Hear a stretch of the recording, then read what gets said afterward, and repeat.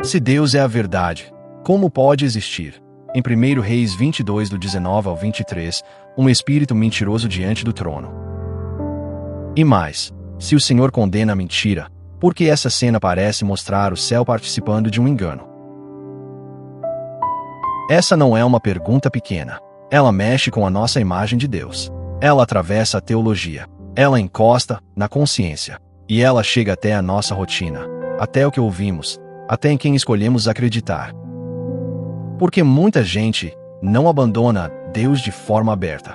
Muita gente continua falando de fé, continua usando linguagem espiritual, continua querendo proteção, direção, favor, resposta, consolo, mas sem amar a verdade quando a verdade confronta. E é exatamente aí que esse texto fica assustador, porque ele revela um juízo terrível. Quando alguém rejeita a verdade repetidas vezes, pode acabar entregue à própria mentira favorita. Mas ouça isso com toda a atenção. 1 Reis 22 não mostra Deus mentindo. Mostra Deus reinando. Mostra Deus julgando um rei que odeia a verdade, ainda assim, recebendo verdade até o fim. Hoje nós vamos entrar em Samaria. Vamos ouvir o coro dos 400 profetas. Vamos sentir o desconforto de Josafá. Vamos andar com Micaías até o centro do conflito. Vamos subir, pela revelação, ao conselho celestial. E depois vamos sair do palácio e entrar no campo de batalha, onde uma flecha ao acaso prova que não existe acaso quando o Senhor decretou algo. E, no final, vamos olhar para Cristo, porque Micaías não é só um profeta isolado. Ele aponta para a verdade encarnada, rejeitada pelos homens, mas fiel até o fim. Então deixe essa pergunta acompanhar você do começo ao fim. Quando Deus fala o que eu não quero ouvir, eu me rendo, ou começo a procurar vozes mais agradáveis? 3 anos se passam sem guerra entre Arã e Israel. Isso está em 1 Reis 22 verso 1. Na superfície, parece estabilidade, parece calmaria. Mas nem toda calmaria é paz. Às vezes o silêncio é só tensão, sem explosão. Ramote-Gileade continua nas mãos da Síria, e aquela cidade perdida pulsa na mente de Acabe como uma ferida mal fechada. Ele é rei, mas não está em paz. Ele tem poder, mas não tem descanso. Ele olha para o território e pensa no que perdeu. Ele pensa em honra. Ele pensa em controle. Ele pensa em reputação. E esse é um detalhe importante. Muitos desastres espirituais começam quando o coração confunde vontade própria com urgência divina. Então Josafá, rei de Judá, desce para visitá-lo. 1 Reis 22 verso 2. A visita rapidamente se transforma em conversa de guerra. Acabe lança a proposta quase como quem já decidiu e só quer apoio. Você sabe que Ramote-Gileade nos pertence, e mesmo assim não fazemos nada para retomá-la do rei da Síria. Isso está no verso 3. Não é uma pergunta neutra. É um empurrão emocional. É o tipo de frase que tenta constranger o outro a concordar. Josafá responde com honra de aliança. Sou como tu, o meu povo como teu povo, e os meus cavalos como os teus cavalos. Isso está no verso 4. Mas ele acrescenta uma frase decisiva. Peço-te, porém, que primeiro busques a palavra do Senhor. 1 Reis 22 verso 5. Aí o texto já separa 2 tipos de espiritualidade. Acabe quer Deus como selo para um plano já pronto. Josafá pede direção antes da ação. Acabe quer o céu carimbando a vontade dele. Josafá quer a vontade do céu governando a decisão. E essa diferença não ficou presa no palácio de Samaria. Ela aparece hoje o tempo todo. Quantas vezes a gente toma uma decisão, organiza os passos, alimenta o desejo, justifica o impulso, e só depois vai orar pedindo que Deus confirme? Quantas vezes chamamos de busca espiritual aquilo que, no fundo, é só tentativa de santificar o que já resolvemos fazer? Acabe, então, reúne cerca de 400 profetas. 1 Reis 22 verso 6. O salão enche. Há movimento. Há expectativa. Há gente suficiente para criar sensação de legitimidade.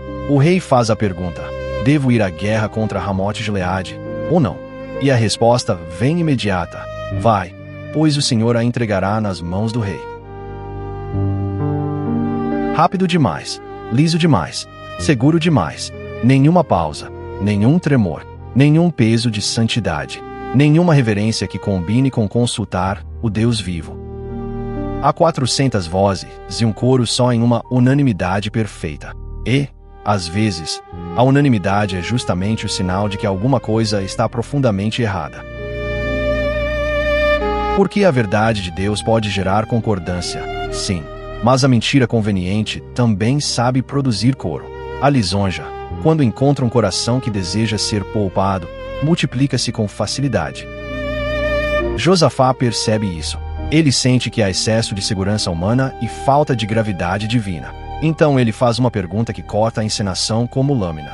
Não há aqui mais nenhum profeta do Senhor a quem possamos consultar. 1 Reis 22, verso 7. Que pergunta impressionante! O salão está cheio, e ainda assim está vazio. Há vozes em abundância, mas falta a voz de Deus. Há discurso religioso, mas falta presença. Há performance, mas falta verdade. E talvez esse seja um dos retratos mais dolorosos da religião, sem quebrantamento. Muita forma, pouco temor. Muita fala, pouca fidelidade. Muita certeza humana, pouca dependência do Senhor. Acabe então reage com uma sinceridade involuntária que expõe seu coração. Há um ainda, Micaías, filho de Imlá, por meio de quem podemos consultar o Senhor. Mas eu o odeio, porque nunca profetiza nada de bom a meu respeito, e sim coisas ruins. 1 Reis 22, verso 8. Esse é um dos versículos mais reveladores de toda a cena. Acabe sabe onde a verdade está. Ele não está perdido quanto à fonte. Ele sabe quem realmente fala da parte do Senhor. O problema dele não é falta de acesso. O problema dele é aversão à correção. Ele não diz que Micaías é mentiroso. Não diz que Micaías é falso profeta. Não diz que Micaías é incompetente. Ele diz: eu o odeio. Por quê? Porque a verdade, quando chega, não agrada. Isso é profundamente atual. Há pessoas que amam mensagens inspiradoras, frases bonitas, versículos de consolo, palavras de vitória, reflexões emocionantes, desde que nada toque no pecado favorito, no orgulho secreto, na idolatria íntima, no projeto carnal, na ferida não rendida, na vaidade religiosa. O problema de muita gente não é ouvir falar de Deus. O problema é ouvir Deus falar contra aquilo que ela decidiu preservar. Josafá responde: não fale o rei assim. Ainda há nele um senso mínimo de sobriedade, mas Acabe já manda chamar Micaías. Enquanto o profeta não chega, o teatro continua. Em 1 Reis 22, verso 10, os dois reis estão assentados em seus tronos, vestidos com trajes reais, na eira junto à entrada da porta de Samaria. É uma cena de poder. Tudo ali comunica a autoridade. Tudo ali foi montado para parecer incontestável. Os 400 profetas seguem profetizando diante deles. Então Zedequias, filho de Kenaana, faz algo ainda mais dramático. Em 1 Reis 22, verso 11, ele fabrica chifres de ferro e declara: assim diz o Senhor, com estes chifres tu ferirás os arameus até que sejam exterminados. Perceba o peso disso. A mentira não aparece só como informação errada. Ela vem encenada. Ela vem estetizada. Ela vem performada com simbologia religiosa. O falso muitas vezes entende muito bem o poder da imagem. Os outros profetas reforçam o coro. Ataca Ramote Gileade e serás vitorioso, pois o Senhor a entregará nas mãos do rei. 1 Reis 22, verso 12. Isso é sedutor. Isso impressiona os olhos. Isso massageia o ego. Isso dá a Acabe exatamente o que ele queria: uma religiosidade funcional, uma confirmação espiritual para uma decisão já tomada. Quantas vezes a mentira se veste de unção? Quantas vezes o erro chega em tom de autoridade? Quantas vezes o engano usa o vocabulário da fé? Quantas vezes o que parece mais forte é apenas mais teatral? Nesse ponto, Micaías ainda está a caminho. Mas antes de ele entrar no salão, o mensageiro tenta moldar sua boca. 1 Reis 22, verso 13. Ele diz: Veja, todos os outros profetas predizem sucesso ao rei. Que a tua palavra concorde com a deles, e anuncia sucesso. Que tentação antiga! Ah, que sedução elegante! Não precisa negar Deus. Só se alinha ao clima. Não precisa mentir descaradamente. Só não desagrade. Não precisa abandonar a verdade. Só suavize. É assim que a pressão age. Ela raramente começa dizendo: abandone totalmente a fidelidade. Geralmente ela diz: apenas se adapte para não ficar sozinho. Micaías responde com uma das frases mais fortes das Escrituras: tão certo como vive o Senhor, o que o Senhor me disser, isso anunciarei.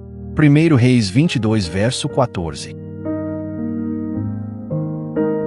Essa frase não é pose, não é slogan, não é temperamento forte, é submissão. É um homem desistindo de controlar a mensagem. Ele sabe o preço. Sabe que a palavra verdadeira pode trazer prisão, humilhação, rejeição, fome, isolamento. Mas ainda assim decide permanecer debaixo do Senhor, não debaixo do ambiente. E aqui já há um chamado para qualquer servo fiel.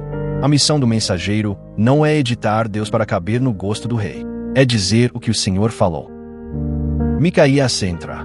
O salão o observa. Acabe pergunta: Micaías, devemos ir à guerra contra Ramote-Gileade, ou não? 1 Reis 22, verso 15. E então, vem um momento surpreendente. Micaías responde: ataca e serás vitorioso, pois o Senhor a entregará nas mãos do rei. Na superfície, parece concordar com os outros. Mas o tom denuncia tudo.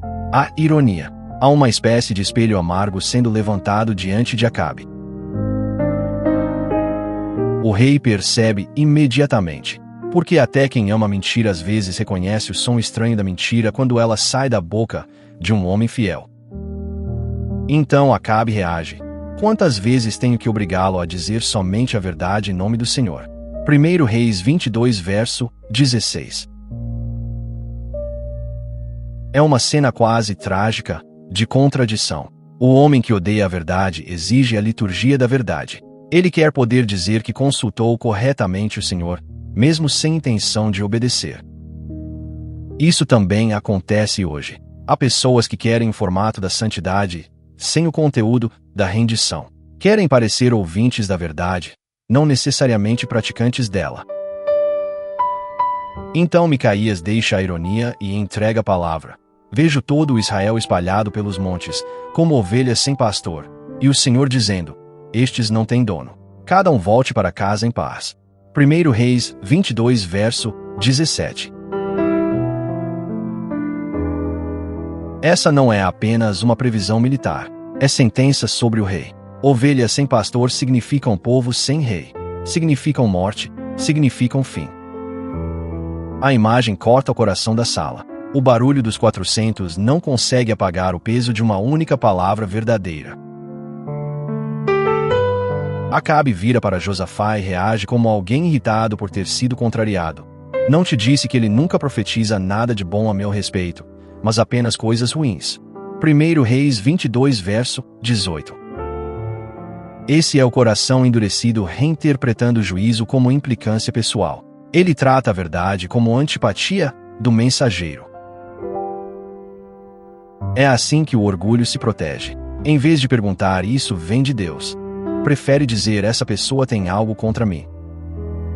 Mas Micaías ainda não terminou. Agora ele abre a cortina do invisível. Ele leva aquela sala de Samaria a encostar, por revelação, no governo do céu. Portanto, ouve a palavra do Senhor. Vi o Senhor assentado em seu trono, com todo o exército dos céus ao seu redor, à sua direita e à sua esquerda. 1 Reis 22, verso 19. A que contraste! Reis terrenos sentados em tronos frágeis, vestidos de pompa, e, acima deles, o Senhor assentado no verdadeiro trono. O texto não nos convida a imaginar um céu em crise. Pelo contrário, o céu está ordenado, o trono está firme. Deus não está reagindo com desespero. Deus está reinando. Então o Senhor pergunta: quem enganará Acabe para que ataque Ramote-Gileade e morra lá? 1 Reis 22, verso 20. Aqui chegamos à parte que assusta. Alguns sugerem uma coisa, outros sugerem outra. Então o Espírito se apresenta e diz: eu o enganarei. O Senhor pergunta: de que maneira? E ele responde: irei e serei um espírito mentiroso na boca de todos os profetas do rei. Então o Senhor diz: você conseguirá enganá-lo. Vai, faça-o. Isso está em 1 Reis 22, versos 21 e 22. Agora precisamos andar devagar, com reverência, deixando a Escritura interpretar a Escritura. O texto não está dizendo que Deus mente. Números 23, verso 19 declara: Deus não é homem para que minta, nem filho de homem para que se arrependa. Tito 1, verso 2 fala do Deus que não pode mentir. Hebreus 6, verso 18 diz que é impossível que Deus minta. Então 1 Reis 22 não pode significar que o caráter de Deus se corrompeu. A Bíblia não se contradiz, a Bíblia se ilumina.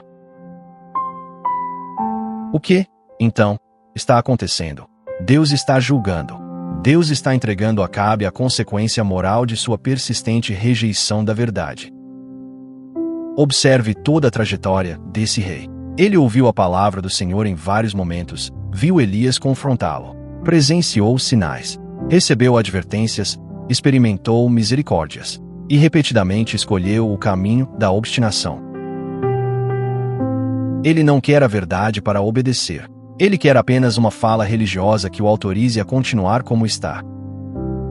Então o juízo divino aparece exatamente nesse ponto. O homem que rejeita a verdade passa a receber a mentira que escolheu amar. A própria Bíblia explica esse padrão em outras passagens. Em Romanos 1, por exemplo, Paulo repete a expressão Deus os entregou. Deus entrega pessoas às consequências do que insistiram em abraçar. Em 2 aos Tessalonicenses 2, do 10 ao 12, está escrito que eles perecem porque recusaram amar a verdade que os poderia salvar. E por isso Deus lhes envia um poder que os engana, para que creiam na mentira. A ordem importa. Primeiro vem a recusa da verdade. Depois vem a entrega ao engano. Esse é um dos juízos mais assustadores da Escritura. Não apenas sofrer por causa da mentira, mas chegar a preferi-la. E note uma beleza severa no texto. Mesmo dentro do juízo, ainda há verdade exposta. 1 Reis 22, verso 23 diz: portanto, o Senhor pôs um espírito mentiroso na boca de todos estes teus profetas. O Senhor decretou a tua desgraça. Micaías revela tudo antes da batalha. Tudo. O plano é exposto. O engano é denunciado. A máscara cai diante do próprio Acabe. Isso significa que o engano não é a última palavra de Deus para ele. Antes da batalha, a última palavra de Deus ainda vem como advertência verdadeira. Que cena impressionante! Acabe ouve a revelação do juízo e ainda assim pode responder. Ainda pode se humilhar. Ainda pode recuar. Ainda pode rasgar o coração. Ainda pode dizer: pequei. Senhor, tem misericórdia. Mas não. Ele prefere preservar o ego. A reação seguinte confirma o estado do coração. Zedequias se aproxima e esbofeteia Micaías.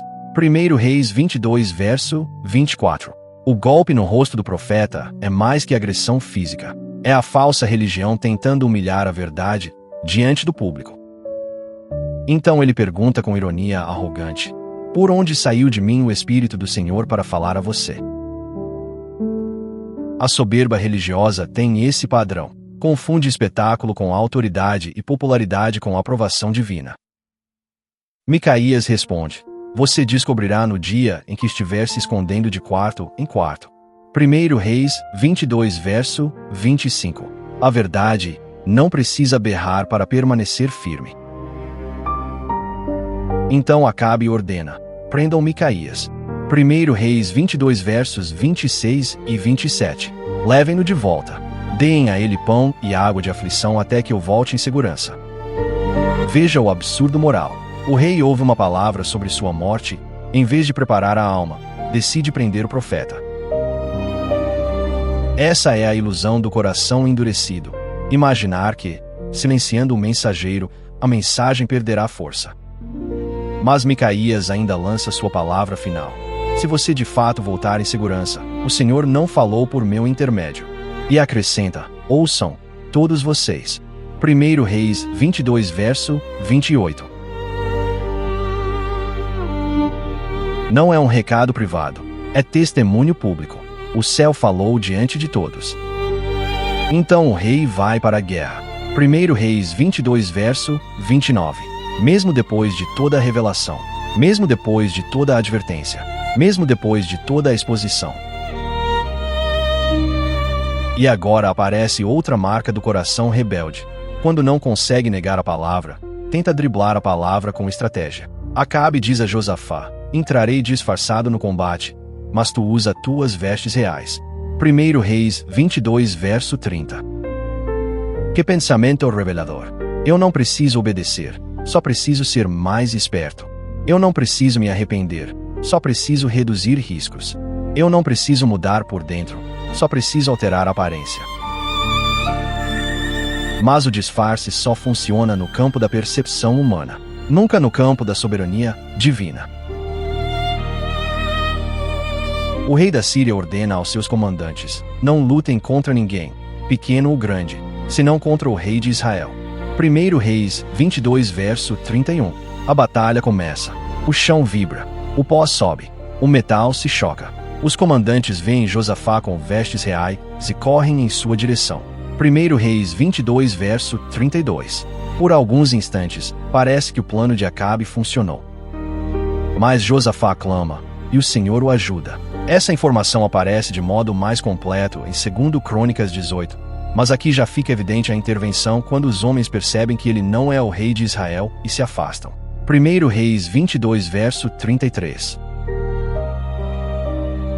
Deus sabe distinguir quem está em aliança tola e quem está endurecido em rebelião deliberada. Deus sabe socorrer quem clama. Então vem uma das frases mais impressionantes da narrativa bíblica. Mas alguém atira uma flecha ao acaso e acerta o rei de Israel entre as juntas da sua armadura. 1 Reis 22, verso 34. Ao acaso para o arqueiro, nunca ao acaso para Deus. Imagine a cena. Há um soldado que puxa a corda. Ele não conhece o decreto divino. Não vê o conselho celestial. Não sabe o nome da profecia. Apenas atira. A flecha sobe, corta o ar, atravessa a confusão da batalha, encontra precisamente a abertura mínima na armadura do rei disfarçado. O acaso humano se curva à soberania do Senhor. Acabe sente o impacto. A flecha entra entre as juntas. A proteção falha. O sangue começa a correr. Ele diz ao condutor do carro: dê a volta e tire-me da batalha. Fui ferido. 1 Reis 22, verso 34. Mas a batalha continua feroz. 1 Reis 22, verso 35. O rei é mantido de pé no carro até a tarde, enquanto o sangue da ferida escorre para o assoalho. Que imagem terrível! O homem que tentou escapar da palavra por meio do disfarce agora se esvazia exatamente onde Deus havia dito. O sol desce, o corpo cede, e ao entardecer, ele morre. Então corre pelo exército um grito, cada um para sua cidade, cada um para sua terra. 1 Reis 22, verso 36. É o eco literal da palavra de Micaías: ovelhas sem pastor, cada um volte para casa em paz. O rei é levado a Samaria e sepultado. O carro é lavado no açude de Samaria, e os cães lambem seu sangue, conforme a palavra do Senhor declarara. 1 Reis 22, versos 37 e 38. A história termina com uma verdade simples e esmagadora. A realidade não se curva ao gosto do rei. O trono que Micaías viu governa até a poeira da batalha. Agora pare e perceba o centro espiritual desse capítulo. O pior juízo sobre Acabe não foi apenas a flecha. O pior juízo foi chegar ao ponto em que a verdade se tornou odiosa e a mentira se tornou desejável. E a grande graça do capítulo não foi poupá-lo da morte. A grande graça foi Deus ainda falar com ele, ainda mandar Micaías, ainda expor o engano, ainda advertir, antes do fim. Deus não o pega desprevenido. Deus manifesta a verdade antes do juízo. E é aqui que a história começa a apontar para algo maior. Micaías não é apenas um profeta isolado em um capítulo difícil. Ele antecipa um padrão que alcança sua plenitude em Jesus. Em João 14, verso 6, Cristo diz: Eu sou o caminho, a verdade e a vida. Não apenas alguém que fala a verdade, a própria verdade encarnada. E quando a verdade encarnada entra no mundo, o mundo reage como Acabe em escala maior. Homens religiosos querem Deus sem confronto. Querem culto sem rendição. Querem aparência de santidade sem morte do ego. Em João 18, verso 37, diante de Pilatos, Jesus declara: De fato, por esta razão nasci e para isso vim ao mundo, para testemunhar da verdade. Todos os que são da verdade me ouvem. Todos os que são da verdade me ouvem. Essa frase atravessa os séculos. A questão final não é apenas se eu digo que creio. A questão é: eu sou da verdade. Meu coração pertence à verdade. Eu amo a voz de Cristo, mesmo quando ela contraria minhas preferências. Veja o paralelo. Acabe odeia o profeta que o confronta. Os líderes rejeitam o Cristo que expõe o coração. Acabe prende o mensageiro e os homens entregam Jesus para ser morto. Acabe quer preservar seu projeto. Os homens querem preservar seus interesses. Mas há também um contraste glorioso. Em 1 Reis 22, um rei culpado tenta escapar do juízo e não consegue. No Evangelho, o rei justo se oferece voluntariamente para receber o juízo que nós merecíamos. Acabe se disfarça para fugir da sentença. Jesus se expõe publicamente para cumprir a vontade do Pai.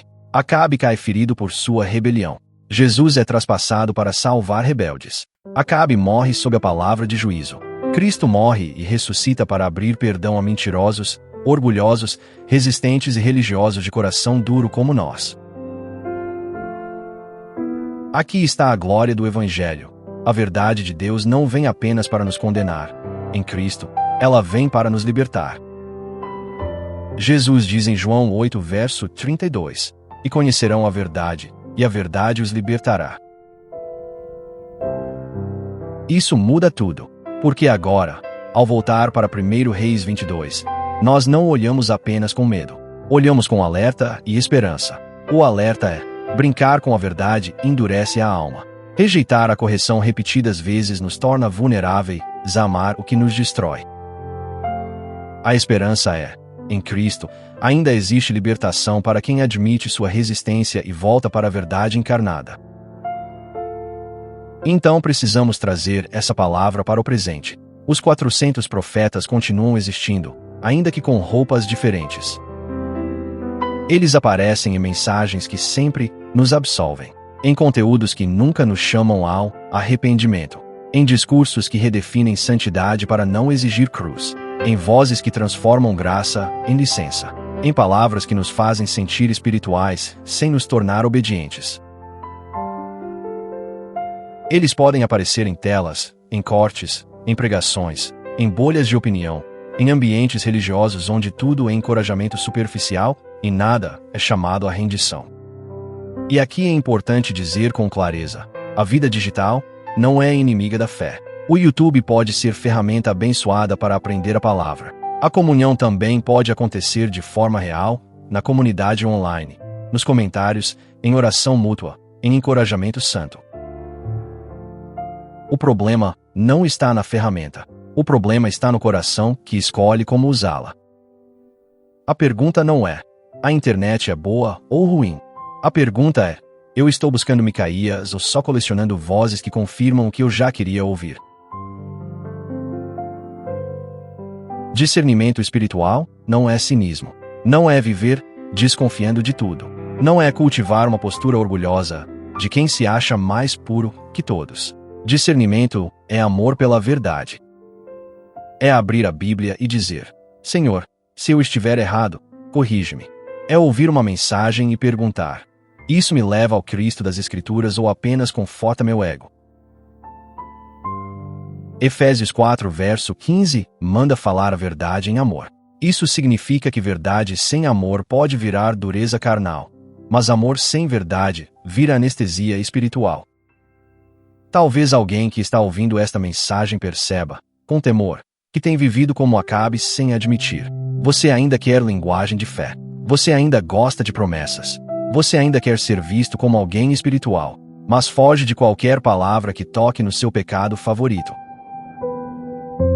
Você chama a correção de julgamento. Chama a santidade de exagero. Chama confronto bíblico de negatividade. Chama arrependimento de peso desnecessário. E, sem perceber, vai montando seu próprio coral de 400 profetas dentro da mente. Justificativas, comparações, meia leitura da Bíblia, frases prontas, interpretações convenientes, seletividade espiritual. Cuidado! O coração que só aceita a verdade quando ela acaricia corre o risco de rejeitá-la justamente quando ela vem salvar. Mas talvez haja outra pessoa ouvindo. Você não está endurecido como Acabe. Você está confuso como Josafá. Você se aproximou de alianças erradas. Ouviu vozes demais. Entrou em ambientes de pressão. Ficou cercado por gente que fala de Deus sem temor verdadeiro. Ainda assim, quando o perigo aperta, você clama. Então ouça isso. O Senhor ainda sabe distinguir. O Senhor ainda socorre quem clama com sinceridade. O caminho de volta começa quando você para de negociar com a mentira e decide amar de novo a voz do Senhor, mesmo quando ela corrige.